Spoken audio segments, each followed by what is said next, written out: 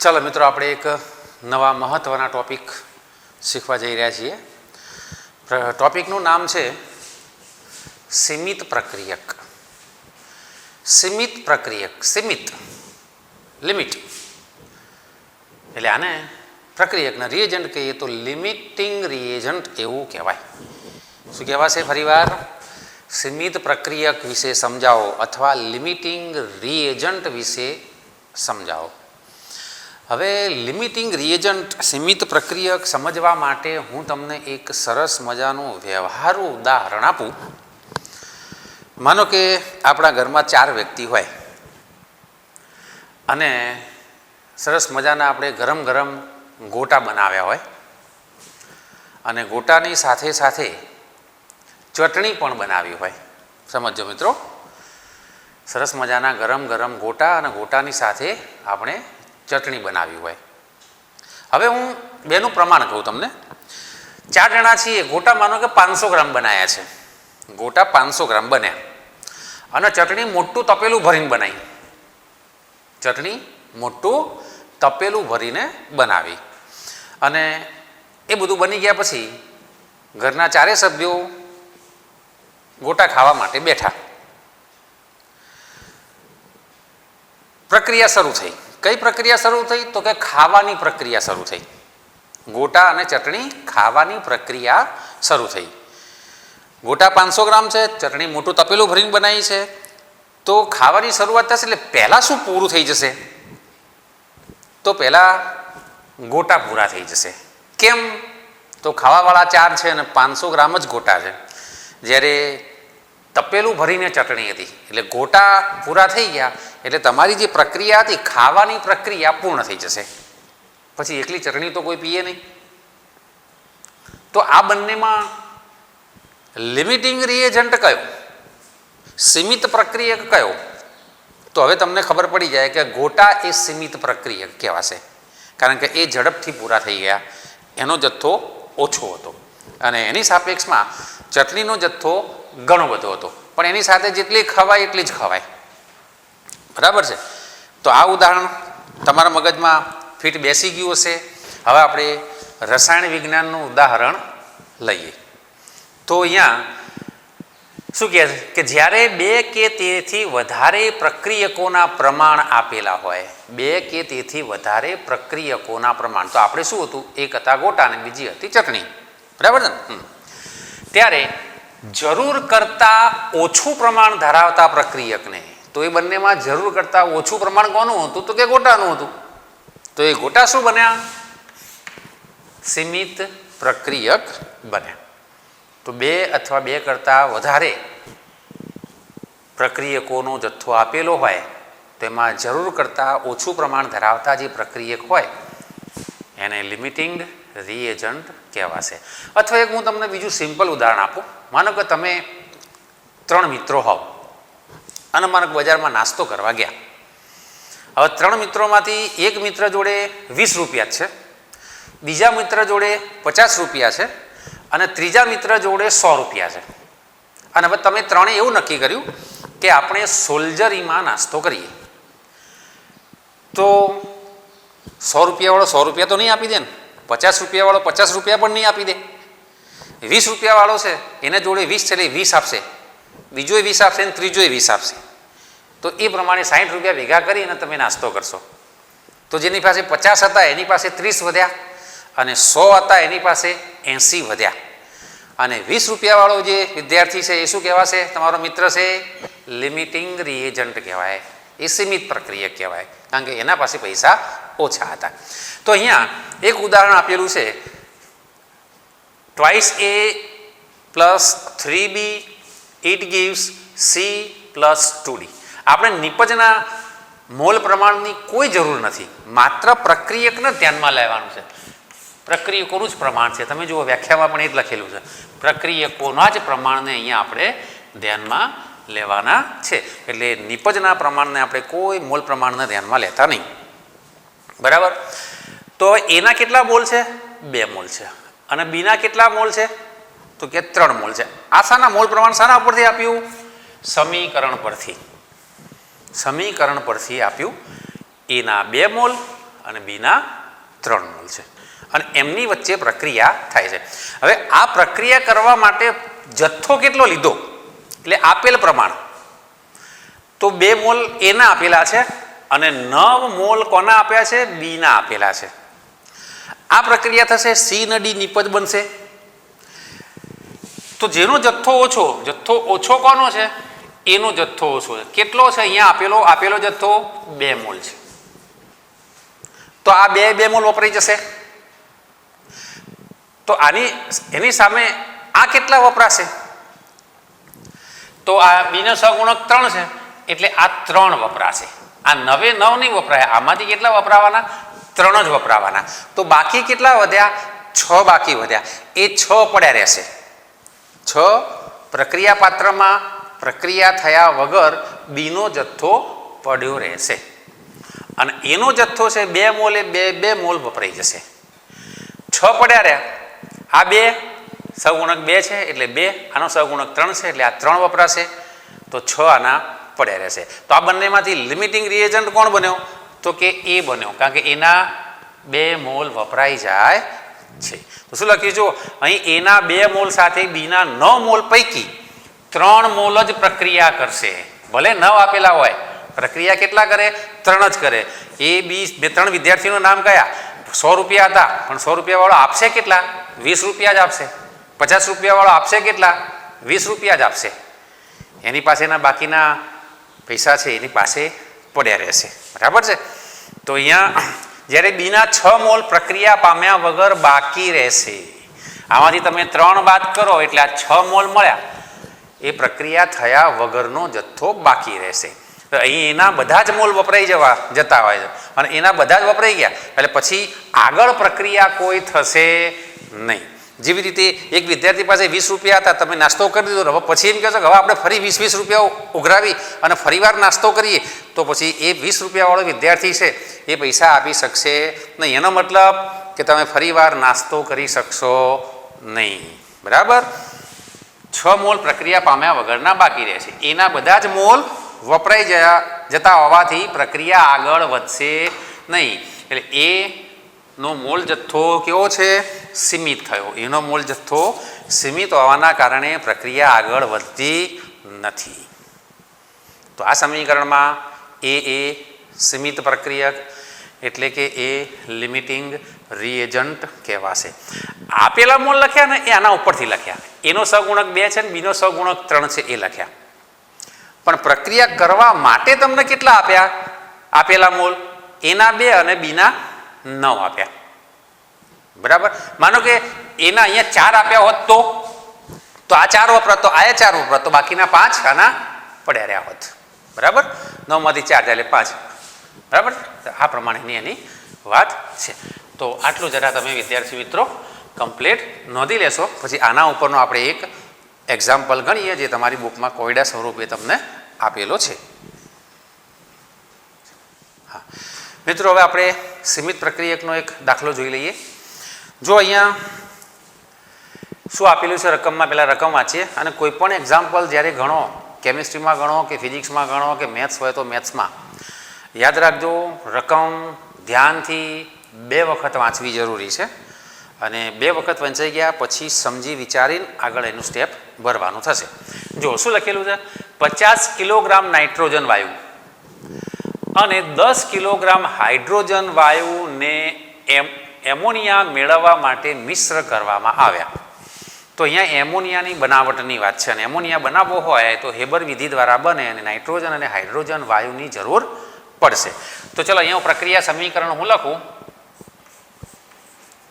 N2 gas plus H2 gas it gives NH3 gas. આપણે આ રકમના આધારે આટલું સમીકરણ લખી શકીએ.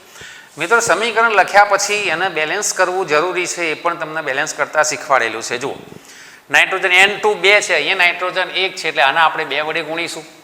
હાઇડ્રોજન 3 દુ 6 છે એટલે આના આપણે 3 વડે ગુણી દઈએ એટલે 3 દુ 6 થઈ ગયા. ઓકે, હવે આગળ વધીએ. ઉત્પન્ન થયેલા એમોનિયાની ગણતરી કરો. ભાઈ, એમોનિયાની એક ગણતરી કરવાની છે. એમોનિયાની ગણતરી કરવાની છે. આ પરિસ્થિતિમાં એમોનિયાના ઉત્પાદનમાં સીમિત પ્રક્રિયકને ઓળખી બતાવો અને બીજું સીમિત પ્રક્રિયક કોણ છે એને ઓળખી બતાવવાનો છે. સારું, તો આ સમીકરણમાં લખ્યા બાદ આપણે એમાં બીજું શું આપેલું છે તો 50 કિલોગ્રામ, આ 50 કિલોગ્રામ નાઇટ્રોજન આપેલો છે અને 10 કિલોગ્રામ શું આપેલું છે હાઇડ્રોજન આપેલો છે. હાઇડ્રોજન વાયુનો જથ્થો આપેલો છે, આપણને પ્રક્રિયકોનો જથ્થો આપેલો છે. એટલે આપણે લખી શકીએ આપેલ જથ્થો આટલો છે. હવે કિલોગ્રામ છે આપણે મોલમાં ફેરવવા છે તો કિલોગ્રામને પહેલાં આપણે ગ્રામમાં ફેરવી દઈએ એટલે 1000 વડે ગુણવા પડે. 50 ને 50 વડે 1000 વડે ગુણો એટલે 50,000 ગ્રામ થાય અને આના 10,000 ગ્રામ થશે. એના આપણે મોલ મેળવવા છે તો મોલ એટલે શું તમને ખબર છે, મોલ એટલે વજન ભાગ્યા અણુભાર એટલે કે આણવીય દળ. ચલો, નાઇટ્રોજનના મોલ મેળવવા માટે એનું વજન આપણને 50,000 આપેલું છે. એનો અણુભાર કેટલો થાય નાઇટ્રોજન N2 14 28, એક નાઇટ્રોજનનો પરમાણુ દળ 14, 2 ના 28, 14 દુ 28 થશે.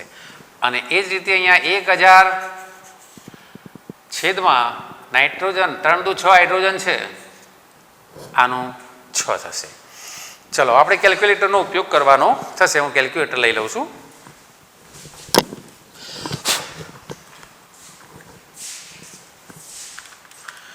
ચલો 50,000 ભાગ્યા 28 કરીએ 1785.7, 1785.71 આવો જવાબ આવે છે. અને 10,000 ભાગ્યા આપણે 6 કરીએ તો 1666.6, 1666.6 આટલો એનો જવાબ આવે છે. બરાબર મિત્રો, તો એનો આપણે આ જવાબ જોઈ લઈએ. સોરી, ભૂલ થઈ મારી ભૂલ થઈ. અહીંયા ભૂલે થઈ કે હવે આપણે 6 ગણી લીધા, 6 નથી ગણવાના. હાઇડ્રોજન H2 એટલે આપણે અહીંયા 2 જ ગણવાના થશે. બરાબર, 10,000 ભાગ્યા 2 તો સીધો જવાબ મળી જાય. આ ભૂલ થઈ ગઈ, 5,000 થશે. હવે આપણે એને જે વૈજ્ઞાનિક અંક પદ્ધતિ શીખ્યા n × 10⁻n ના પ્રમાણમાં લઈએ તો આ પોઈન્ટ 1, 2 ને 3 1.7857 × 10⁻³ આટલું થશે. અહીંયા પોઈન્ટ હોય 1, 2, 3 પોઈન્ટ એટલે 5.0 × 10⁻³ આટલા મોલ મળશે. એટલે N2 ના મોલ આટલા મળશે, H2 ના મોલ આપણને આટલા પ્રાપ્ત થાય. ચલો આપણે મોલ મેળવી લીધા. બરાબર, આપણે મોલ મેળવી લીધા. મોલ મેળવ્યા પછી હવે આપણે શું કરીશું, સીમિત પ્રક્રિયક પહેલાં કયો છે એ શોધી નાખીએ. તો સીમિત પ્રક્રિયક જો મેળવવો હોય તો આ સમીકરણ આપેલું છે એ સમીકરણનો આપણે ઉપયોગ કરવો પડે. તો સમીકરણના ઉપરથી આપણે શું કરીશું કે ભાઈ 1 મોલ, આનો સહગુણક 1 છે એટલે 1 મોલ N2 સાથે પ્રક્રિયા કરવા માટે 3 મોલ H2 ની જરૂર પડે.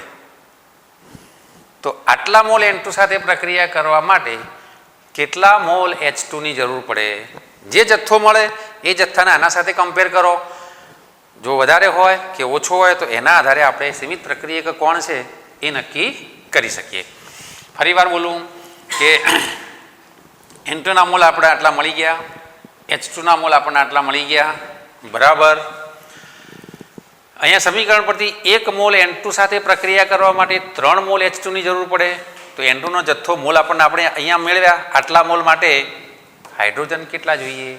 તો ચાલો આ બાજુ આવો, સમીકરણ પરથી લખી શકીએ. સમીકરણ પરથી 1 મોલ N2 સાથે પ્રક્રિયા કરવા માટે 3 મોલ H2 ની જરૂર પડે. તો આપણને કેટલા વાપ્યા? 1.7851 મોલ N2 સાથે પ્રક્રિયા કરવા માટે કેટલા મોલ H2 ની જરૂર પડે? તો અહીંયા આપણે ગુણાકાર કરવાનો થશે 1.78571 ઇન્ટુ 3 છેદમાં 1 આવે. આપણે હવે આનો ગુણાકાર કરી અને જવાબ મેળવી લઈએ. તો જુઓ કેટલા થાય? 1.7851 ગુણ્યા 3 એટલે 5.35713 5.35713 આવો જવાબ આવે છે. હા, 10⁻³ રહી ગયા અહીંયા ઇન્ટુ 10⁻³ એટલે અહીંયા ઇન્ટુ 10⁻³ ગુણ્યા 3 કરીશું એટલે 5.3571 ગુણ્યા 10⁻³ આટલા મોલ કોની H2 ની જરૂર પડે. જો કેટલા છે? 5.3571 ગુણ્યા 10⁻³ આપણને આપેલા કેટલા છે? આપેલા કેટલા છે અહીંયા? 5 ઇન્ટુ 10⁻³ તો જે જથ્થો જરૂર હતો એના કરતાં ઓછો છે. બરાબર? એટલે અહીંયા આપણે શું લખીશું? વાક્ય લખીએ, પરંતુ આપણને H2 ના મોલ 5 ઇન્ટુ 10⁻³ આપેલ છે, જે જરૂર કરતાં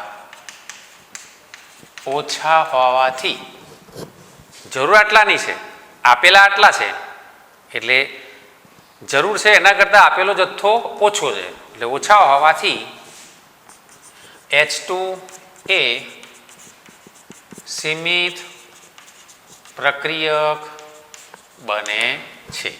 તો સીમિત પ્રક્રિયક તમારે જે જોતો હતો એ મળી ગયો, સીમિત પ્રક્રિયક H2. હવે શું કહે છે? ઉત્પન્ન થયેલા એમોનિયાની ગણતરી કરવાની છે. તો અહીંયા કોને ધ્યાનમાં લેવા? N2 ને ધ્યાનમાં લેવા કે H2 ને? તો જે સીમિત પ્રક્રિયક હોય એ ધ્યાનમાં લેવા પડે. સીમિત પ્રક્રિયક H2 છે તો 3 મોલ H2 વપરાય તો 2 મોલ એમોનિયા ઉત્પન્ન થાય. તો આટલા મોલ H2 વપરાય તો કેટલો એમોનિયા ઉત્પન્ન થાય? આપણને સમીકરણ પરથી એમોનિયાનો મોલ જથ્થો પ્રાપ્ત થશે. તો ફરીવાર લખું છું, સમીકરણ પરથી શું લખીશું? 3 મોલ H2 વપરાય તો 2 મોલ એમોનિયા ઉત્પન્ન થાય. તો આપણને કેટલો આપેલો છે અહીંયા જથ્થો? 5 ઇન્ટુ 10⁻³ મોલ H2 વપરાય તો કેટલો એમોનિયા ઉત્પન્ન થાય? 5 ઇન્ટુ 10⁻³ ગુણ્યા 2/3. ચલો આપણે આનો ગુણાકાર કરી લઈએ. 5 તરી 15, 15/3 એટલે 5 જ થયા. એટલે 5 ઇન્ટુ 10⁻³ મોલ NH3. બરાબર? આટલા મોલ NH3 ના મોલ. 1 મિનિટ, ભૂલ થઈ. હજી આના 3 ભાગવા પડશે એટલે 5 દુ 10. બરાબર, ચાલો બરાબર છે, ભૂલ થઈ જાય, ભૂલ સુધારી લઈએ. આ 5000 ગુણ્યા 2 એટલે સીધી વાત છે 10,000 થાય, ભાગ્યા 3 તો 10,000 ભાગ્યા 3 એટલે કેટલા થવાના? 33.33 મોલ થાય. 33.33 મોલ આટલો આપણને જથ્થો પ્રાપ્ત થશે. કોનો? મોલનો. ચલો, મોલ મળી ગયા. હવે સીધી વાત છે, આપણે એનું વજન શોધવું છે. તો વજન માટે શું કરીશું? વજન બરાબર મોલ ગુણ્યા આણ્વીય દળ. મોલ 33.33 અને એમોનિયાનું આણ્વીય દળ નાઇટ્રોજન 14 અને હાઇડ્રોજન 3 17 ગ્રામ પ્રતિ મોલ થશે. બરાબર છે. એટલે ગુણ્યા 17 કરીએ 33.33 ગુણ્યા 17 કરીશું એટલે 56666.6 56666.6 આટલા ગ્રામ મળે. 1 2 3 અને 4 એટલે 5.6666 ઇન્ટુ 10⁴ ગ્રામ એમોનિયા મળે. આ પ્રમાણે એક્ઝામ્પલ ગણી શકાય. ચલો આપણે આ એક્ઝામ્પલ ફરીવાર એક વખત જરા રિવિઝન કરી લઈએ. જરા આ બાજુ આવી જાઓ પહેલાં. જો મિત્રો આપણને અહીંયા રકમમાં એમોનિયાનું ઉત્પાદન આપેલું છે. નાઇટ્રોજન અને હાઇડ્રોજન પ્રક્રિયા કરે એટલે એમોનિયા ઉત્પન્ન થાય. આમાં સમીકરણ બેલેન્સ તમારે કરવાનું, તમને આવડે. હવે આપેલો જથ્થો કેટલો? તો નાઇટ્રોજનનો 50 કિલોગ્રામ આપેલો છે, હાઇડ્રોજનનો 10 કિલોગ્રામ આપેલો છે. 1000 વડે ગુણી એટલે ગ્રામમાં ફેરવાય. ચલો ગ્રામમાં ફેરવી દીધા. 50 કિલોગ્રામના 50,000 ગ્રામ થયા, 10 કિલોગ્રામના 10,000 ગ્રામ થયા. પછી મોલ શોધવા માટે વજન ભાગ્યા આણ્વીય દળ. તો વજન 50,000 ભાગ્યા N2 નો આણ્વીય દળ 14 થશે. અને હાઇડ્રોજન છે 10,000 ભાગ્યા H2 એટલે 2 હાઇડ્રોજન થયા. 1 + 1 2 થશે. એટલે આના મોલ આપણને આટલા મળશે અને હાઇડ્રોજનના મોલ આટલા મળશે. હવે આપણે સીમિત પ્રક્રિયક ઓળખવો હોય તો પ્રક્રિયા સમીકરણ ઉપર જવું પડે કે ભાઈ 1 મોલ N2 સાથે પ્રક્રિયા કરવા માટે 3 મોલ H2 ની જરૂર પડે. તો 1.785 × 10⁵ મોલ N2 સાથે પ્રક્રિયા કરવા માટે કેટલા H2 ની જરૂર પડે? તો એ પ્રમાણે જવાબ આપણને આટલો મળ્યો. તો આ જથ્થો છે એ હાઇડ્રોજન વાયુના આપેલા જથ્થા સાથે સરખાવો તો આ જથ્થો વધારે જોઈએ છે. હાઇડ્રોજનનો જથ્થો આપણને ઓછો આપેલો છે અને ઓછો હોય એ સીમિત પ્રક્રિયક કહેવાશે. એટલે હાઇડ્રોજન અહીંયા જરૂર કરતાં ઓછો હોવાથી સીમિત પ્રક્રિયક બને. હવે સમીકરણ પરથી આપણે એમોનિયાની ગણતરી કરવાની છે. તો એમોનિયાની ગણતરી કરવા માટે શું કરવું પડે કે ભાઈ 3 મોલ H2 વપરાય તો 2 મોલ એમોનિયા બને. તો અહીંયા આટલા મોલ H2 વપરાય તો કેટલો બને? તો આપણે 83 મૂકીએ તો 83 મૂકવાથી અહીંયા 3 મોલ H2 વપરાય તો 2 મોલ એમોનિયા બને. તો આટલા મોલ H2 વપરાય તો કેટલો? તો ગુણાકાર કરશો ભાગ જે તમને આટલા મોલ મળશે. આપણે વજનમાં શોધવાનું છે કારણ કે નાઇટ્રોજન હાઇડ્રોજનનું આપણને વજન આપેલું છે એટલે મોલને આપણે વજનમાં કરીએ તો વજન બરાબર મોલ ગુણ્યા અણુભાર. મોલ આપણે અહીંયા મેળવ્યા એ લખીએ. અણુભાર આપણો NH3 નો 17 થાય આટલા ગ્રામ મળશે અને એને 10⁻10⁻n પ્રમાણે ફેરવી દઈએ એટલે આ પ્રમાણેનો આપણને જવાબ પ્રાપ્ત થશે. સિમ્પલ એક્ઝામ્પલ છે મિત્રો. આ એક્ઝામ્પલ વ્યવસ્થિત રીતે તમે નોટબુકમાં નોંધી લેશો.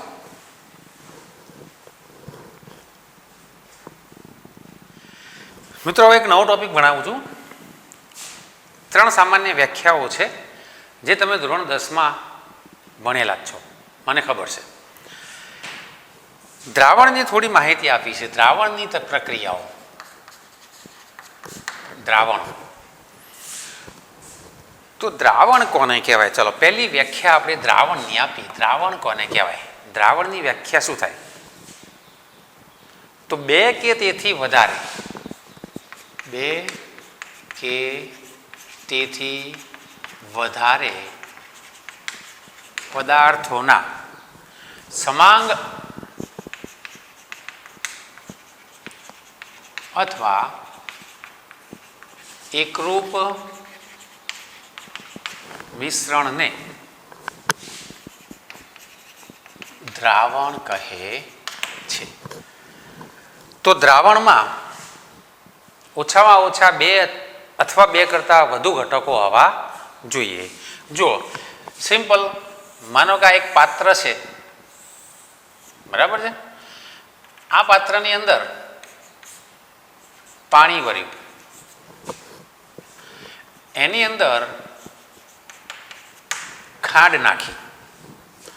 તો આ જે દ્રાવણ બન્યું એ શાનું દ્રાવણ કહેવાય? ખાંડનું જલીય દ્રાવણ કહેવાશે. બરાબર, ખાંડનું જલીય દ્રાવણ. ખાંડ ઓછી છે, માનો કે 1 લીટર પાણી છે, માની લઈએ. કેટલું? 1 લીટર પાણી છે અને એમાં 2 ચમચી ખાંડ નાખી છે, તો ખાંડનું પ્રમાણ ઓછું છે. તો ખાંડ એ શું કહેવાય? દ્રાવ્ય કહેવાય. અને પાણી એ શું કહેવાશે? દ્રાવક કહેવાશે. બરાબર છે. તો અહીંયા બીજી વ્યાખ્યા આપણે દ્રાવકની આપીએ તો દ્રાવણમાં જે ઘટકનું પ્રમાણ વધારે હોય તે દ્રાવક. બરાબર, દ્રાવણમાં જે ઘટકનું પ્રમાણ વધારે હોય તેને દ્રાવક કહે છે. ખાંડનું પ્રમાણ અહીંયા ઓછું છે તો એ દ્રાવ્ય બનશે. તો વ્યાખ્યા શું આપીશું? દ્રાવણમાં જે ઘટકનું પ્રમાણ ઓછું હોય તેને દ્રાવ્ય કહે છે. એટલે દ્રાવણમાં દ્રાવક એક હોય. બરાબર, દ્રાવણમાં દ્રાવક એક જ હોય જ્યારે દ્રાવ્ય પદાર્થો એક કરતાં વધુ હોઈ શકે છે. એટલે શું થાય? ખાંડ નાખી તમે, બરાબર, પછી એની અંદર થોડું મીઠું નાખો તો મીઠું એ પણ દ્રાવક કહેવાય. લીંબુનો રસ નાખો એ પણ દ્રાવક કહેવાય. હા, તો સરસ મજાનું શરબત તૈયાર થઈ જાય અને કોરોનામાં શરબત પીવાનું રાખવાનું. બરાબર છે, પણ લીંબુ થોડું વધારે રાખજો. ચાલો, તો આ 3 શબ્દો મારે સમજાવવાના હતા જે તમે અગાઉ ભણી જ ગયેલા હતા. એમાં આપણે અહીંયા એની વાત કમ્પ્લીટ પૂરી કરી દીધી છે. તો આટલી બાબત જરા ધ્યાનથી જોઈ લેશો. જો મિત્રો, એક મહત્ત્વનો મુદ્દો શરૂ થાય છે. મહત્ત્વનો એટલા માટે કે હવે કેમિસ્ટ્રીમાં આગળ જ્યારે ભણશો ત્યારે તમારે સાંદ્રતા દર્શાવવા માટેના એકમોની જરૂર પડશે જ. હવે 11મા ધોરણમાં સાંદ્રતા દર્શાવવા માટેના જે એકમો છે એ 4 જ આપેલા છે. એ 4 સિવાયના બીજા પણ એકમો છે. હું લિસ્ટમાં તો લખી આપું છું તમને, પણ ચલાવવામાં તમારા અભ્યાસક્રમમાં 4 છે એટલે હું 4 જ ચલાવીશ. બીજા ધોરણ 12માં આવશે. હવે સાંદ્રતા એટલે શું? પહેલી તો વાત, સાંદ્રતા એટલે શું? તો દ્રાવ્યનો જથ્થો વધારે હોય ને તો સાંદ્રતા વધે. દાખલા તરીકે માનો કે તમે મિત્રો સોડા પીવા જાઓ લારીવાળાના ત્યાં, બરાબર છે, સોડા પીવાની. તો એમાં સોડા બનાવવાવાળો બોટલમાં પાણી ભરશે, કાચની બોટલ કે પ્લાસ્ટિકની જે હશે, પછી એને જે એનું સાધન હશે એ સાધનમાં લગાવશે અને પછી ઉપરથી પંપ દબાવશે. એટલે પંપ દ્વારા શું થશે? કાર્બન ડાયોક્સાઇડ એની અંદર આવશે અને કાર્બન ડાયોક્સાઇડ દ્રાવ્ય કરશે. હવે થોડોક જ કાર્બન ડાયોક્સાઇડ દ્રાવ્ય કર્યો હોય તો સોડા ફીકી બને. ફીકી એટલે આપણને ગમે નહીં, તો આપણે એને કહીએ કે ભાઈ તું સ્ટ્રોંગ સોડા બનાવજે. હવે સ્ટ્રોંગ સોડા બનાવશે એટલે શું કરશે? પેલો પંપ ઉપરથી એક વખત માર્યો તો એવો 5 વખત દબાવશે. એટલે કાર્બન ડાયોક્સાઇડ પાણીમાં વધુ પ્રમાણમાં દ્રાવ્ય થશે. એટલે કાર્બન ડાયોક્સાઇડનો જથ્થો વધ્યો એટલે શું કહેવાય? એની સાંદ્રતા વધી. તો એ સોડા સ્ટ્રોંગ બનશે. તો આ વાત છે સાંદ્રતા. પછી માનો કે હોટલમાં ગયા હોય અને ખાવાનું હોય તો આપણે એમ કહીએ કે ભાઈ થોડું સ્પાઇસી બનાવજે. સ્પાઇસી એટલે તીખું બનાવજે. તો પછી એ શું કરશે? જેટલું મરચું નાખતું છે, માનો કે દાખલા તરીકે 1 ચમચી નાખે છે તો 1ની જગ્યાએ 3 ચમચી નાખશે. તો શું થયું કહેવાય? તમારા ખાવામાં મરચાંનો જથ્થો વધ્યો, મરચાંની સાંદ્રતા વધી. કાર્બન ડાયોક્સાઇડનો જથ્થો વધ્યો એટલે કાર્બન ડાયોક્સાઇડની સાંદ્રતા વધી. આ સાંદ્રતા કહેવાય. ચાલો, તો હવે અહીંયા સાંદ્રતા દર્શાવવાની રીત કેટલી રીતો છે? પહેલી રીત દળથી ટકાવારી, અથવા બીજા શબ્દોમાં એને કહેવામાં આવે છે વજનથી ટકાવારી. Percentage W by W, small W કરવાના, percentage W by W. Number 2, mole અંશ. મોલ અંશ, મોલ અંશને કેપિટલ એક્સ વડે દર્શાવાય છે. ત્રીજું, મોલારિટી, કેપિટલ એમ. ચોથું, મોલાલિટી, સ્મોલ એમ. બરાબર. પાંચમું, સપ્રમાણતા, ઇંગ્લિશમાં એને નોર્માલિટી કહેવામાં આવે છે, કેપિટલ એન એની સંજ્ઞા છે. છઠ્ઠા નંબરમાં કદથી ટકાવારી, કદથી ટકાવારી, પરસન્ટેજ વી બાય વી. સાતમું, વજન કદથી ટકાવારી, પરસન્ટેજ ડબલ્યુ બાય વી. બરાબર. આઠમું, ફોર્માલિટી, કેપિટલ એફ, ફોર્માલિટી. અને નવમું, પાર્ટ્સ પર મિલિયન, પાર્ટ્સ પર મિલિયન એટલે PPM. જો મિત્રો, સાંદ્રતા દર્શાવવા માટે આ 9 પ્રકારની પદ્ધતિનો તમારે ઉપયોગ કરવાનો આવશે. અને 11મા ધોરણમાં તમારે આ 4નો જ ઉપયોગ કરવાનો આવે છે. અને મારા ખ્યાલથી નોર્માલિટી છે ને, નોર્માલિટી, સપ્રમાણતા, એ લગભગ કાઢી નાખેલી છે.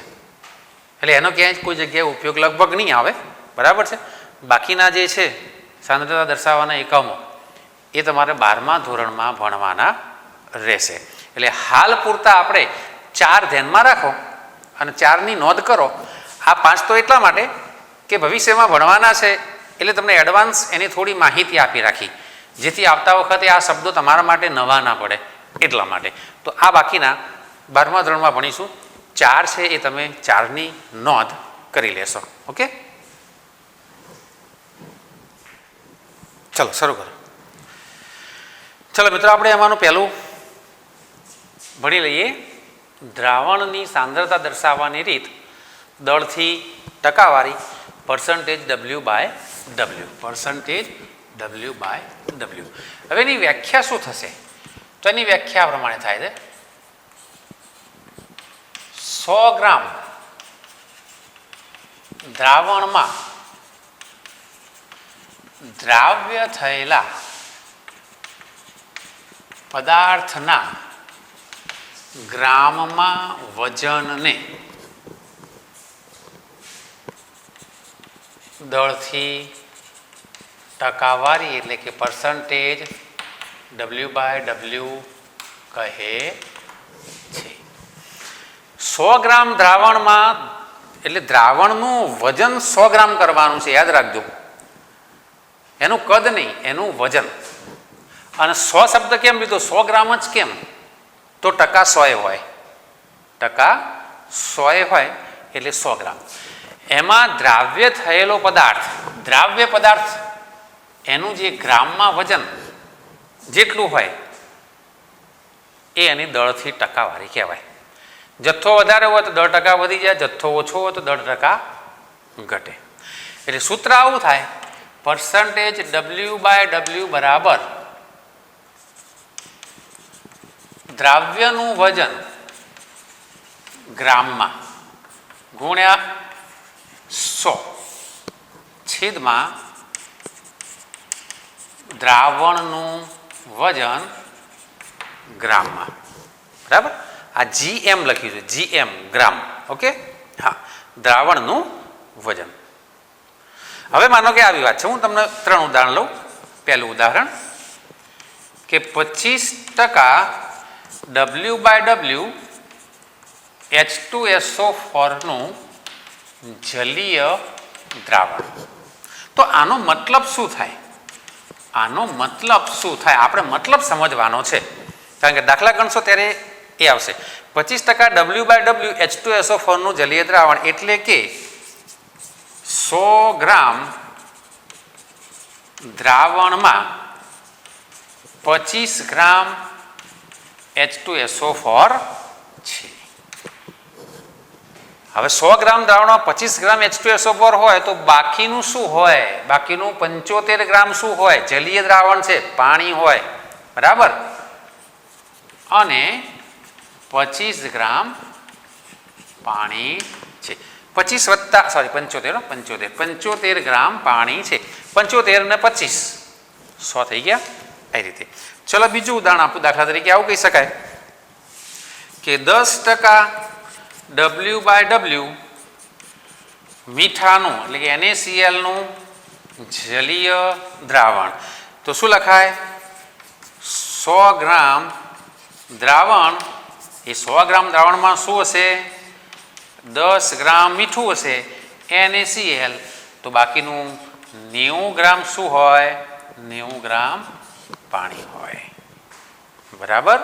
તો આવી રીતે તમે લખી શકો, બરાબર. બીજું કોઈ પણ ઉદાહરણ લઈ શકાય. ત્રીજું ઉદાહરણ લેવું હોય તો લેવાય કે ચલો 15% W/W એસિટિક એસિડનું દ્રાવણ, તો 85 ગ્રામ શું હોય? પાણી, અને 15 ગ્રામ શું હોય? Acetic acid. તો આ વાત હતી ટકાવારીની. આપણા માટે આ સૂત્ર મહત્વનું છે. આ સૂત્ર આપણા માટે મહત્વનું છે કે જેનો આપણે એક્ઝામ્પલ ગણવા માટે ઉપયોગ કરીશું. ઓકે, આ નોંધ કરી લેશો. જો મિત્રો આપણે 3-4 દાખલા ગણીએ. એમાં એક્ઝામ્પલ નંબર 1 રકમ વાંચીએ.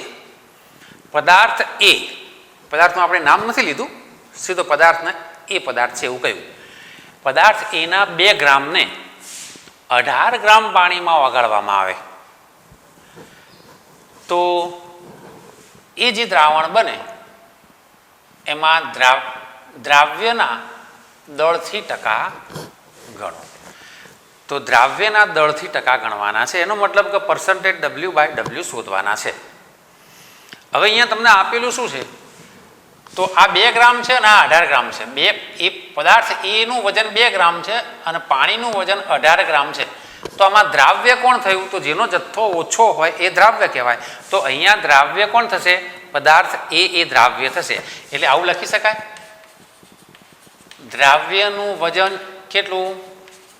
2 ગ્રામ. દ્રાવકનો 18 એટલે દ્રાવણનું વજન કેટલું થશે?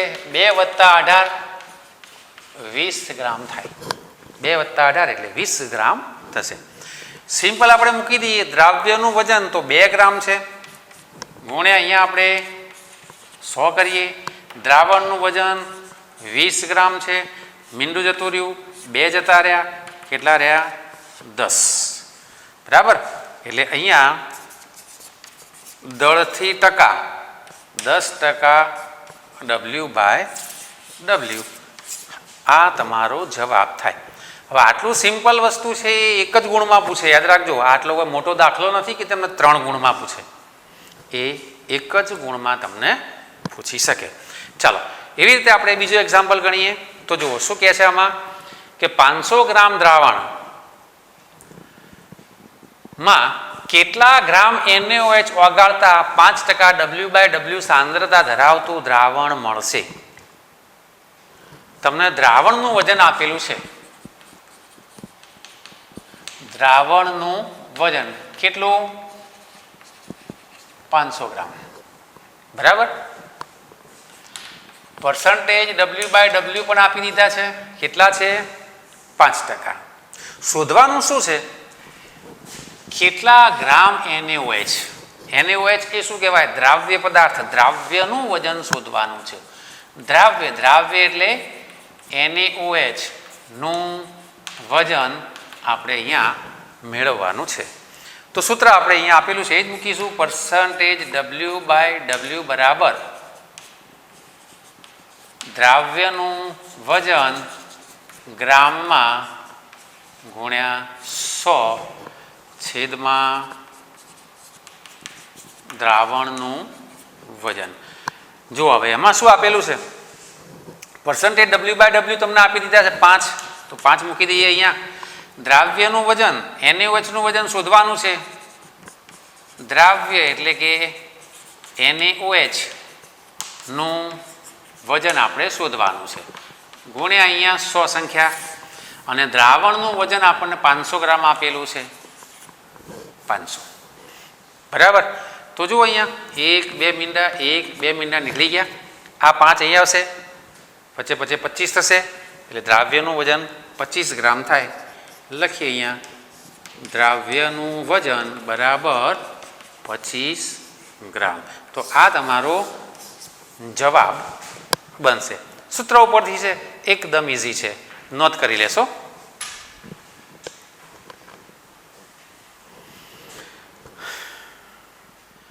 ચલો મિત્રો, નાનકડા 2 દાખલા જોઈ લઈએ આપણે ફરી. 2 ગણાવ્યા. ત્રીજો શું કહે છે જુઓ, કેટલા ગ્રામ પાણીમાં પકડી જાય. કેટલા ગ્રામ પાણી એટલે તમારે શું શોધવાનું? દ્રાવકનું વજન શોધવાનું છે. બરાબર ને? 36.5 ગ્રામ HCl નું વજન એ શું થાય? દ્રાવ્યનું વજન થશે. ઓગાળતા દ્રાવણ 10% W/W સાંદ્રતા ધારણ કરે. તો અહીંયા તમને આપેલું છે 10% W/W. બરાબર? એટલે પર્સન્ટેજ W/W તમને આપેલા છે 10. પછી દ્રાવ્યનું વજન ગ્રામમાં તમને આપેલું છે 36.5 ગ્રામ. તમારે શોધવાનું શું છે? પાણી. પાણી એ શું કહેવાશે? દ્રાવક. બરાબર? એનું વજન તમારે શોધવાનું છે. તો ચલો આપણે સૂત્ર મૂકીએ. પર્સન્ટેજ W/W બરાબર દ્રાવ્યનું વજન ગ્રામમાં ગુણ્યા 100 છેદમાં દ્રાવણનું વજન. હવે જે આપેલું છે બધું મૂકી દો. તો અહીંયા 10 આપેલા છે. દ્રાવ્યનું વજન તમને આપેલું છે 36.5 ગુણ્યા 100 ભાગ્યા દ્રાવણનું વજન. દ્રાવણનું વજન છે. બરાબર? તો ચલો અહીંયા આપણે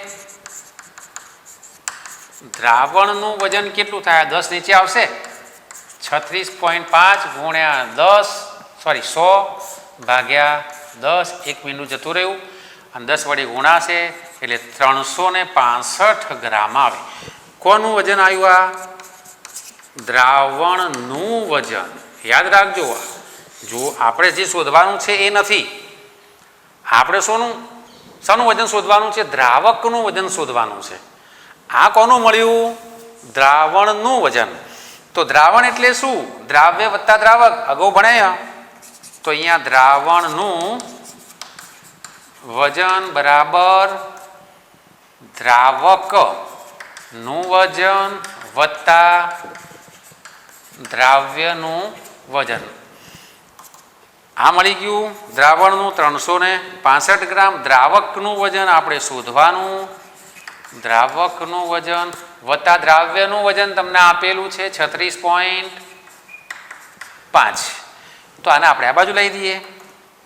તો ધેરફોર દ્રાવકનું વજન બરાબર 365 માઇનસ 36.5.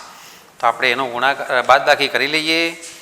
365 માઇનસ 36.5 એટલે 328.5 જવાબ આવે. કેટલો? 328.5 ગ્રામ દ્રાવકનું વજન આપણને મળે. આ તમારો જવાબ થશે. ઓકે, સારું. ચલો હવે આ બાજુ આવી જાઓ. છેલ્લો એક્ઝામ્પલ આપણે ગણી લઈએ.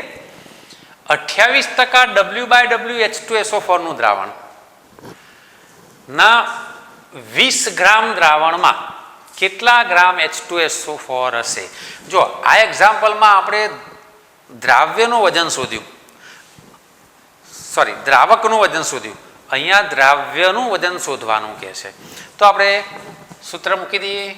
પર્સન્ટેજ W/W બરાબર દ્રાવ્ય દ્રાવ્ય તરીકે શું છે? H2SO4 છે. દ્રાવ્યનું વજન ગુણ્યા 100 દ્રાવણનું વજન. હવે જે આપેલું છે મૂકી દઈએ. 28% W/W આપેલા છે. આપણે આ શોધવાનું છે. દ્રાવ્ય એટલે કે H2SO4 નું વજન આપણે શોધવું છે. 100 સંખ્યા છે અને 20 ગ્રામ દ્રાવણ, તો અહીંયા 20 આપેલા છે. જો આપણે સીધું કરીએ, આપણે ભાગાકાર સીધો નથી કરવો. સૂત્રમાં અહીંયા લખીએ દ્રાવ્યનું વજન, બરાબર. આ બાજુ આવી જશે 28 ગુણ્યા 20, આ છેદમાં આવશે ભાગ્યા 100. 1 મીંડું જતું રહેશે. 28 દુ 56, 56 ને 10 ભાગશો એટલે 5.6 ગ્રામ જવાબ આવશે. એટલે અહીંયા H2SO4 એનું વજન તમને આટલું પ્રાપ્ત થશે. ઓકે, આ દાખલો આ રીતે તમે જરા ગણી લેશો. ચલો, હવે એક ટોપિક પૂરો થઈ ગયો, જે ટોપિક હતો કદથી ટકાવારી. હવે નેક્સ્ટ ટાઈમમાં આપણે મોલ અંશ ભણીશું અને મોલ અંશ પૂરું કર્યા બાદ મોલારિટી અને મોલારિટી પછી મોલાલિટી આવશે. એ 3 ટોપિક બાકી રહ્યા છે અને 3 ટોપિકના એક્ઝામ્પલ પણ મારે તમને ગણાવવાના રહેશે. તો થિયરી સાથે સાથે એક્ઝામ્પલ પણ પાછળ આપણે ગણતા રહીશું. આ જરા નોંધ કરી લેશો.